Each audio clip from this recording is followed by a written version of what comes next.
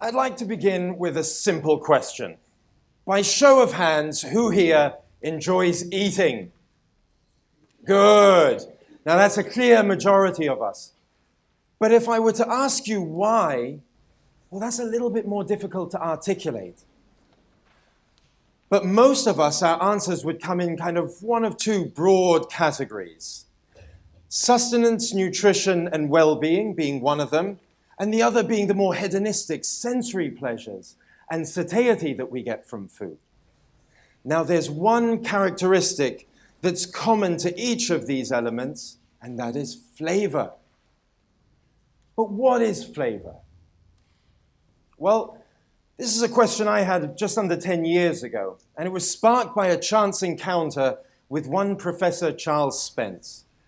He's head of the cross-modal lab at Oxford University, and as an experimental psychologist, has a keen interest in understanding how we perceive flavor, but not just using our chemical senses of smell and taste, but how we use all of our senses. Now, eating, without doubt, is one of the most multisensory activities that we as humans engage in on a daily basis. And this research is allowing us unique insights into understanding the associations, the perceptions, and the expectations that we have when it comes to the foods that we eat. Now, since having met Professor Spence, my team and I at Kitchen Theory have both engaged in the academic research, but as well tried to find ways of taking the research out of the lab and finding practical applications for the real world.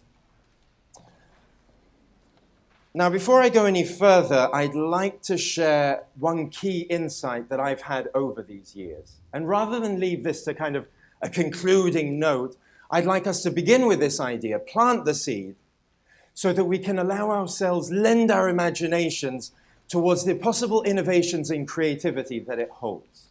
And the idea is very, very simple, and it's this. Flavor is a construct of the mind rather than just a sensory perception in the mouth. And although we may localize the perception of flavor into our mouths, it's actually all the expectations, the perceptions, the judgments, and the enjoyment all reside in the brain, which is being fed with rich sensory information from each of our senses. Our sense of taste, touch, smell, vision, audio, all of them paint this rich picture of flavor.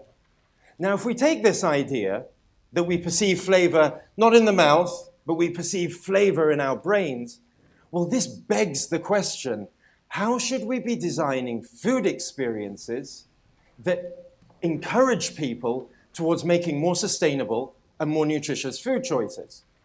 And I'm not just talking about in restaurants, but what about in schools, hospitals, care homes? What I'd like to do now is just share three very kind of quick and brief examples, and you're going to play along with me here. I'm going to share three quick examples of some of the research and look at some of the potential applications for this. So here, the colors aren't so clear, but here you have 4 edible elements. One is red, one is white, one is black, and one is green. Now, what I'd like you to do in your minds is assign each one of these colors to one of your 4 basic tastes. So, salty, bitter, sour, sweet. I'd like you to assign one of those 4 to one of the 4 colors you have. So you have red, white, black, and green, and we're looking to assign a basic taste of salty, bitter, sour, and sweet. Now, there is no right or wrong answer to this. And based on our background, our cultural upbringing, and all the foods we've been exposed to over a lifetime, we'll all have different expectations and different answers. But what's interesting is having gone all over the world and asked now thousands of people about this, we've come to realize that about 70 to 75% of the world's population will all agree on a specific correlation. And I'd like a show of hands as I go through the answers. 70% of people around the world go with white for being salty. Good, clear majority. 70%, and that's maybe because salt is white, so maybe it's that kind of very basic and obvious kind of association. 70% of people go with a kind of blackish brown for being bitter. Good, good majority. Maybe that's because a lot of people wake up in the morning and reach for a cup of coffee, tea. We think of dark chocolate, burnt, charred foods have a kind of bitterness to them, perhaps. 70% of people go with green for being sour. Good. Maybe we're thinking of limes and sour candy. Or maybe there's even a hypothesis that it could be a more innate part of our brain that thinks of kind of unripe fruits, which leaves us with over 70% of the world's population go with red for being sweet. Good, and maybe that's again the kind of ripe fruit hypothesis, or maybe it's summer fruits and berries and the fact that a lot of candy comes in red packaging. But what's interesting about this goes beyond just the fact that there's an association there. If you correlate this with other research that's been done by people like Professor Charles Spence and the Alicia Foundation, they found that if you present people with an identical red strawberry mousse on a white plate versus on a black plate, that people will perceive the same strawberry mousse on a white plate to be up to 10%, in some extreme cases, up to 30% sweeter. So if we know that red is the color of sweetness generally, and if we know that the color contrast of red and the tone of red can actually impact our expectation and perception and satiety when it comes to sweetness, well, when we're thinking of developing children's desserts, yogurts, snacks, well, maybe this is something that we could take into consideration. Could we reduce the amount of sugar that we put in these foods by 10% by augmenting the other sensory products of color contrast and the degree and tone of redness in the dessert to give them the same satiety and pleasure out of eating these foods, but with a reduced amount of sugar? Perhaps. Now, a lot of people never really think of audio, our sense of hearing, as being important to how we perceive flavor and taste. But I can assure you, if I blindfolded you all here now and snapped 2 sticks of celery, one give a nice, sharp, crisp crack, and the other kind of dull, limp snap, which one do you want in your salad? Well, the one that gives a kind of nice, sharp, crisp crack, because even just from what we hear, that's an indication of freshness, that's an indication of nutrition, and that's what we're looking for. So I'm going to play you 2 soundscapes now. And as you're listening to both of these, I'd like you to associate one of them with our red wine and one of them with our white wine. Sound good? Let's go. They're only 5-second tracks. Listen to them and just make a quick first judgment.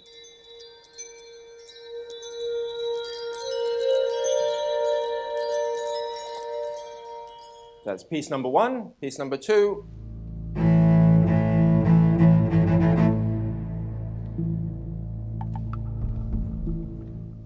Good. So that latter track that we heard, the deeper kind of cello, white wine? No one. Red wine. Very good. But why? Why is red wine that deeper kind of cello? And why do most people correlate the white wine with these kind of higher pitched notes and tones? What's interesting is researchers have found correlations between notes, tones, and instruments for sweetness, sourness, bitterness, saltiness, and even umami. Again, why is this important? Well, perhaps when designing soundscapes for food experiences like in children's dining halls at schools or in care homes, could we nudge people towards making those right kind of food choices, or could we enhance the dining experience in some way to give them a greater degree of pleasure, enjoyment, satiety? And now the final example I'd like to give you is really, really important to us all. And I think we all know it's important, but we don't know the degree to which it's important. And that's our sense of smell. Now, what's interesting about this is if you ask most people around the world, and just think about this now yourself, if you had to lose one of your basic senses, what would it be? Most people will say their sense of smell. What's interesting, though, in long-term research, they found that people who lose their sense of smell become far more depressed than those who lose their sense of sight in the long term. Because we underestimate how important smell is, but we're going to give this a little test now. We each have a jelly bean, yes? Very good. Now, before I direct you to pop the jelly bean in your mouth, what you first need to do is we need to all very graciously clamp our noses. Now, I'm going to stop clamping my nose because I don't sound as good, but do keep your nose clamped. And the most important thing about this little experiment is throughout it, you make sure that you have no sense of smell coming through and you keep it nice and firmly clamped. Then I'd like you to take your jelly bean, pop it in your mouth, and chew. And as you're chewing, don't release, keep it there, and think about what the flavor is. But then what you're thinking now is, can you actually perceive a flavor? Now what I'd like us to do is release. Ooh. Amazing. What just happened there? Well, this is almost that moment where we've all had a cold, but in England what we say when we have a cold is we say, oh, I can't taste a thing. You can keep adding sugar to your coffee, it gets sweeter. Salt to your steak, it gets saltier, but that doesn't improve the flavor. And that's because your sense of smell is inhibited in some way. Researchers estimate that up to maybe 80, in some cases 90% of what we perceive as flavor actually comes from our sense of smell. Now, taking all this into consideration, and hearing what all the other speakers here have talked about today, I don't know if it's just because I'm a chef, but I noticed that over half, if not 70 to 80% of the people who spoke here today mentioned food in some context, whether it be our relationship with food, whether it be the emotional element, the social element, the joy, the satiety, the nostalgia that we get from it. And I leave you this kind of concluding remark, which is, food is one of the most important elements. We saw the Maslow's hierarchy of needs earlier today. We had food, we had water, we had air. I don't think many of you have taken your friends out for a pint of water or a breath of fresh air. But food we need and food we celebrate with. So surely having a better understanding about the sensory relationship that we have with food can help us not only address some of the food issues that we have in the world, but also help us with designing more nutritious, more sustainable food systems for the future. Thank you.